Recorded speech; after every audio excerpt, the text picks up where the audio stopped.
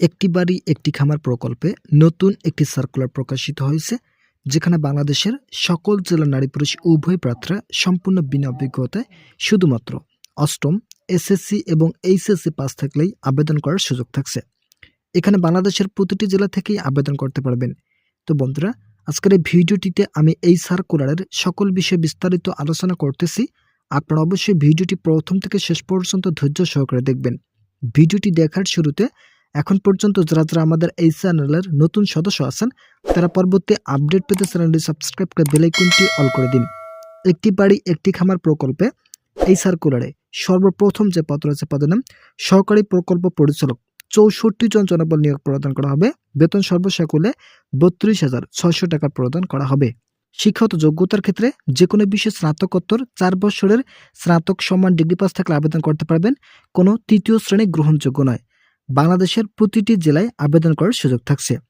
প্রয়োজনে স্থান পরিবর্তন করা যাবে। মূলত আপনাদের নিজ জেলায় চাকরি করতে পারবেন, এছাড়াও অন্যান্য জেলাও চাকরি করার সুযোগ থাকছে। দ্বিতীয় নম্বর যে পদ রয়েছে পদের নাম উপজেলা সমন্বয়কারী। পদ সংখ্যা 220 জন। বেতন সর্বসাকুল্যে 24,500 টাকা প্রদান করা হবে।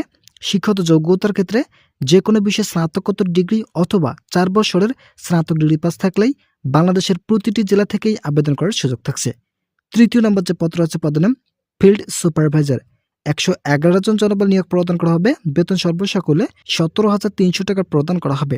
কমপক্ষে দ্বিতীয় শ্রেণীর স্নাতক ডিগ্রি বা সমমানের ডিগ্রি পাস থাকলেই আবেদন করার সুযোগ থাকছে।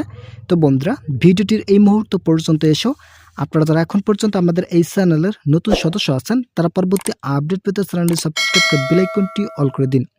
এরপর আরেকটি পদ রয়েছে পদের নাম মাঠ সহকারী। এই পদের জন্য 3080 জন জনবল নিয়োগ প্রদান করা হবে। এটি হচ্ছে গুরুত্বপূর্ণ পদ এবং বড় পদ। এখানে বেতন প্রতি মাসে 17,200 টাকা প্রদান করা হবে। শিক্ষাগত যোগ্যতার ক্ষেত্রে এইচএসসি পাস থাকতে হবে।